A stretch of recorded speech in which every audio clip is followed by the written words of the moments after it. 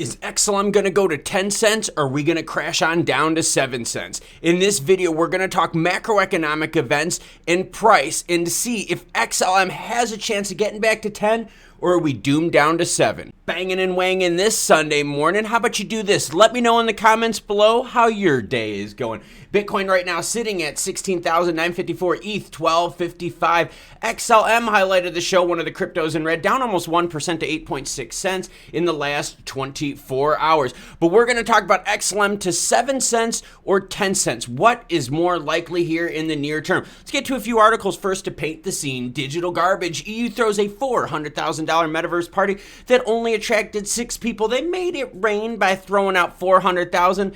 But yes, everyone, only 6 people attended. Despite spending 387,000 euro, the department ended up having a humiliating experience as there were only 6 individuals that turned up at the metaverse party. I think it's safe to say that the metaverse bubble has popped, and if you out there are looking at crypto tokens, crypto projects, and one of the big things that they say is going to revolutionize things is the metaverse, you better head to the hills and run because nothing is working in that scheme, especially right now because money has dried up from venture capitalist funding. User funding is also dried up, right? Like land sales are going down. Oh, that's right, everyone. Money is being pulled out of crypto. All right, we also have Tether. Oh, the market cap of Tether, what a mess. We all out there know that USDT is a massive Ponzi scheme, and I want to show you 3 things. And we're talking about institutional level money being taken out of USDT. Right here, you can see it. This was the Luna UST crash, this was a Celsius crash right here, and this was the FTX crash.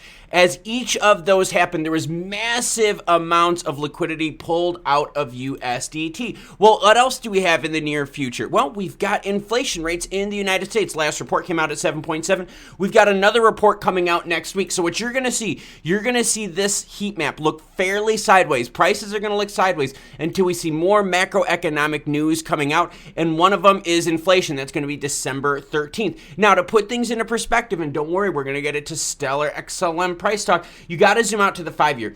We need to get this back down to the 2% rate, and you can see we are way up here. So the Fed is going to keep dropping the hammer on rates. We're expecting a 50 basis point hit. CPI data, yep, everything is costing us more money, which means what, everyone? You have less cash available in your pocket to buy crypto, which means your friends across the globe have less cash available to buy crypto. This is a global problem right now, not a United States problem. We've seen Canada, United States, India, Mexico, Brazil, Argentina.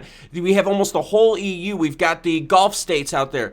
They are also doing the same thing, raising rates, waiting to see what the Fed does. The whole world is turning off the valve of cash flow. FTX collapse crushes crypto dream in Africa and beyond. Ozarim Egdo, who works in marketing in a Nigeria startup, had $8,720 in FTX as news of its implosion circulated on Twitter. Says it hurts more than I can express. This fallout from FTX is going to spread to even more people, more businesses, even outside of the crypto. This person here was using FTX as a savings place. Why? Because the banks in his country weren't that good. So when he saw what FTX was offering, especially the 8% yield, there's the warning sign for everyone, saw the 8%, had to put it in. Now his startup money, the money for his car that he was hoping to buy, is gone. This is going to be a common story you're going to hear across the news for the next several months as the fallout of these companies continue.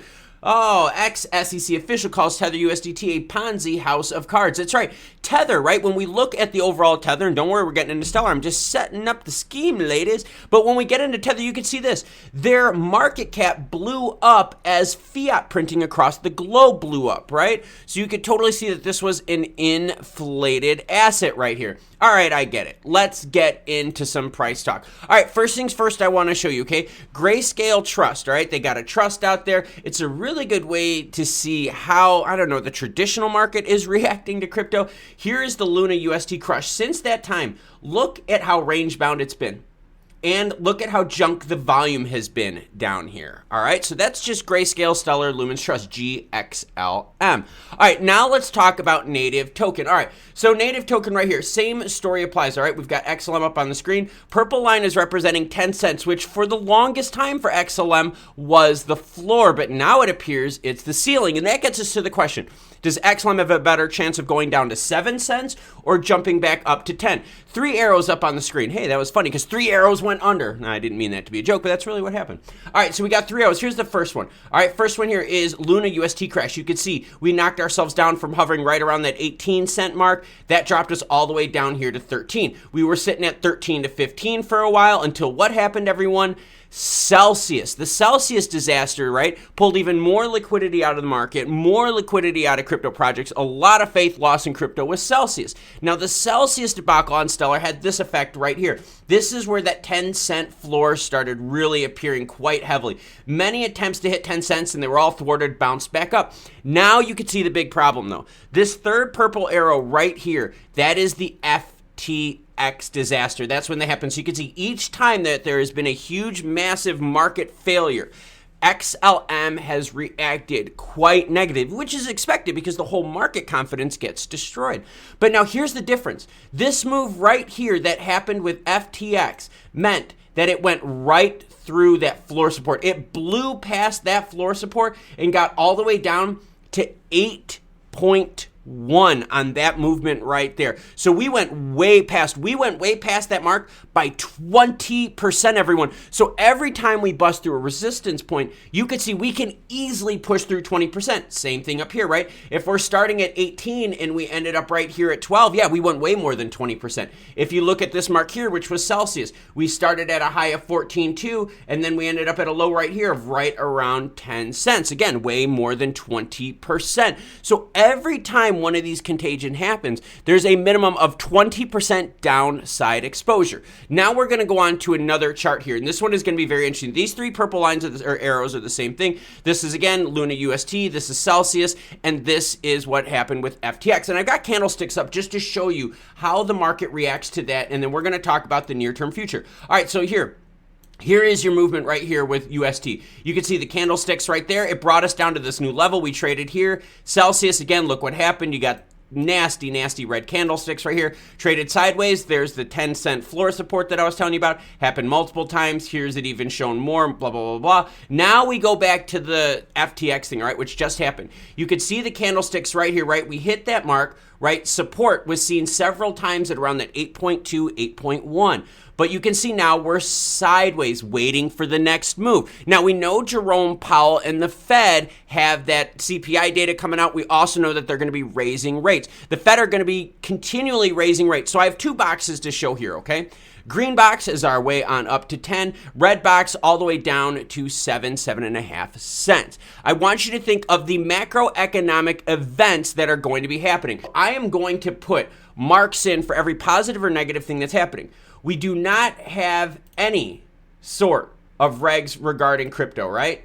Don't have any. That's another red, isn't it? What about the FTX fallout? We still haven't seen that. We still haven't gotten through all of the 3 arrows, the Voyager, the Celsius, all that. So we can't even be done with that. So we've got more things on the negative side. Biden's executive order with crypto. There's rumblings from the Senate that say, hey, we want to put a moratorium in for crypto, shut it down until we get things. That's another thing on the negative side. CPI data, everyone, we need this blue line right here to get back down to that 2% mark. We're right now sitting at 7.7. We've got a lot of rate hikes. We've got at least a year of rate hikes left before we start seeing them kind of pause a little bit. Now, if you've got more rate hikes, that means everything is more expensive. Your home equity loans, business loans, auto loans, all of that kind of stuff is more expensive. That's more negative pressure. That's also more delay. Let me ask you a question. Is the United States government working fast? Are governments around the world working fast to regulate crypto? No, no, no, and no. Which means what? We have more Ponzi schemes. We have more rug pulls. We have no protection for the consumers. Venture capitalist money. I just did an article about venture capitalist money last week. Venture capital money in October, are you ready? Was $843 million. That's how much money venture capitalists put in crypto projects in total. Earlier in the year, I think it was like May, June, April, somewhere around there, they put $6 billion in 1 month in. So we went from a $6 billion supply of cash to the markets from venture capital to now $640 million. Institutional level money. You think institutional level money is going to touch crypto right now? No. And here's my proof. Look, every time that happens, hey, I didn't want to draw you. That's messed up. But every time that happens, you could see the price corrects on down to the negative side. We are not done with this crypto contagion, as we're having problems with Genesis, Gemini. Qcoin is now raising red flags, so we could just keep adding more and more things into this box right here. And as time goes on, time costs you money, because I want you to think of what would have happened if when Biden did his executive order in February, if that executive order would have actually had teeth. We could have stopped, well, maybe stopped, thwarted, all right, or at least lessened the impact of 3 major collapses in the crypto market. But the inaction from governments around the world, because it's not just the United States, has led for more turmoil, more uncertainty in crypto. These are all negative things. These are all factors that right here factor in a lower price. Now, what positive things do we have coming up here in the market over the next couple months? Hold on, I gotta think about it. Okay, I don't see any, because honestly, valves of money flow across the world are being turned off as central banks around the world are increasing interest rates. When you increase interest rates, you're turning off the valve of money that can flow into stuff. You also have to ask yourself right now, if there is no protection for big money is going to put their money elsewhere, aren't they? Yes, they are. Venture capitalists, who are some of the risky ones out there, have already decided they're pulling out of crypto. So who's going to put money into crypto? Retail markets? No, can't be retail markets. Why?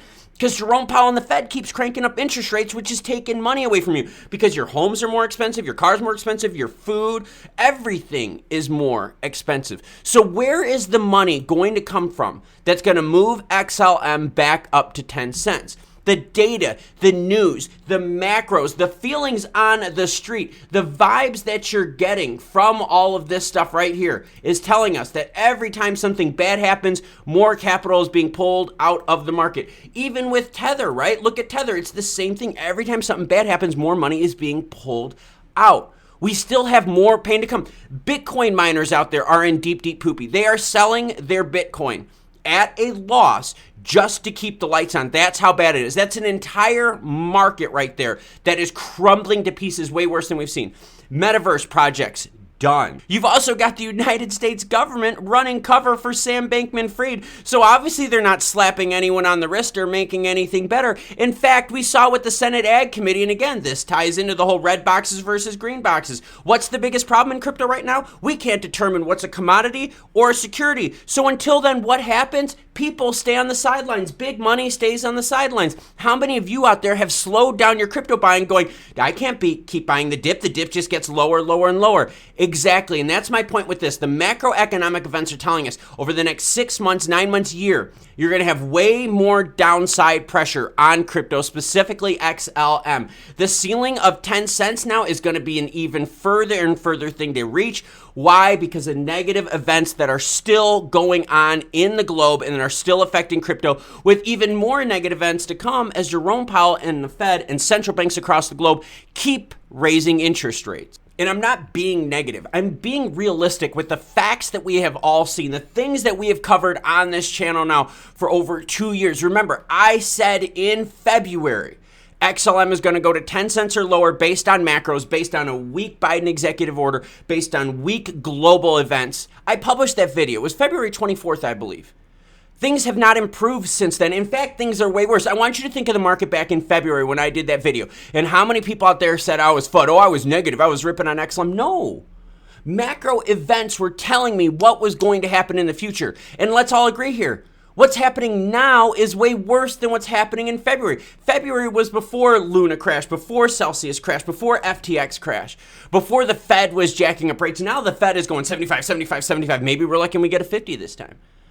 Macroeconomic events and global events are telling us that we are more likely to go to the downside by a pretty hefty margin, at least 20% more, rather than popping up to the high side. Now, for those of you out there that are like, oh, we're going to moon tomorrow, let me know in the comments below where that moon money is going to come from. It ain't institutional level money, because institutional money ain't going to get into crypto unless you start seeing insurance. You've also seen institutional level money is pulling out of Tether, because that's how you get into Tether. We've also seen that venture capital is out of crypto from 6 billion in 1 month to 800 million next couple months, or a few months later. Sorry about that. Retail money is drying up. Why? Because everything is super expensive. So tell me, the moonshot, the hopium poppers out there, drop the H and you got something. Where is that money going to come from that's going to prop up crypto? United States government, the Senate out there even said, hey, guess what? We don't want institutional level money involved in crypto. We were so happy when the FTX implosion happened that crypto fell here.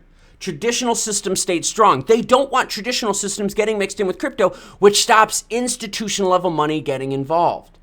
A lot of negative and a lot of downside. And it's not me being negative. It's me showing you the news that's happening around the globe so that you can make a better informed decision without emotions, without hopium, without all the channels that are filling you with hype, without all the YouTube, comments about, oh, we're going to moon tomorrow, or all the Twitter shots, oh my God, XLM do $100 by Christmas. Shut up and get realistic. Thank you very much for watching this more in-depth video on XLM price. If you want to learn more about crypto and Web3, check out this video right here. Until news breaks, I'm going to be quiet, but when it does, I'll share it with you. Take care and have a great rest of your day.